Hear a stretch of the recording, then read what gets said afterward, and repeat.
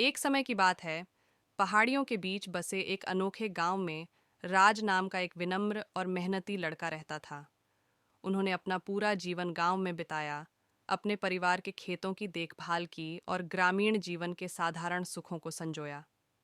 एक धूप वाले दिन माया नाम की एक आकर्षक युवती गांव में आई। वह एक शहरी लड़की थी, जो शहरी जीवन की हलचल से अभ्यस्त थी और अपनी व्यस्त दुनिया से शांतिपूर्ण मुक्ति की तलाश में थी। माया अपने दादा दादी के साथ गर्मी की छुट्टियां बिताने के लिए गांव आई थी, जो लंबे समय से गांव के निवासी थे। राज और माया के रास्ते एक शाम एक स्थानीय गांव के मेले में मिले। राज माया के शहरी आकर्षण से मोहित हो गया था और वह उसके वास्तविक व्यावहारिक स्वभाव की ओर आकर्षित हो गई थी।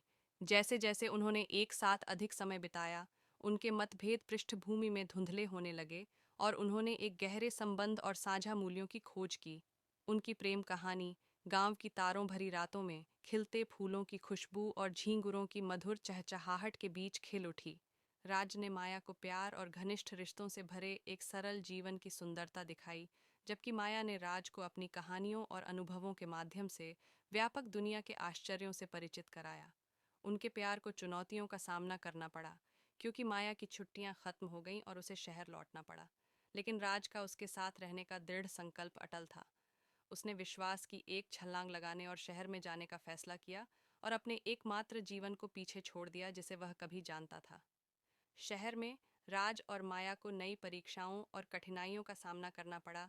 तेज तर्रार जीवन शैली को अपनाना पड़ा और शहरी जीवन की जटिलताओं से निपटना पड़ा। फिर भी उनका प्यार मजबूत बना रहा और उन्होंने पाया कि उनके मतभेदों ने उन्हें एक जोड़े के रूप में मजबूत ही बनाया है। उनकी प्रेम कहानी, ग्रामीण सादगी और शहरी परिष्कार का मिश्रण उनके गांव और शहर दोनों के लिए एक प्रेरणा बन गई, जिसने सभी को याद दिलाया कि प्यार कोई सीमा नहीं जानता और सबसे अप्रत्याशित स्थानों में भी पनप सकता है।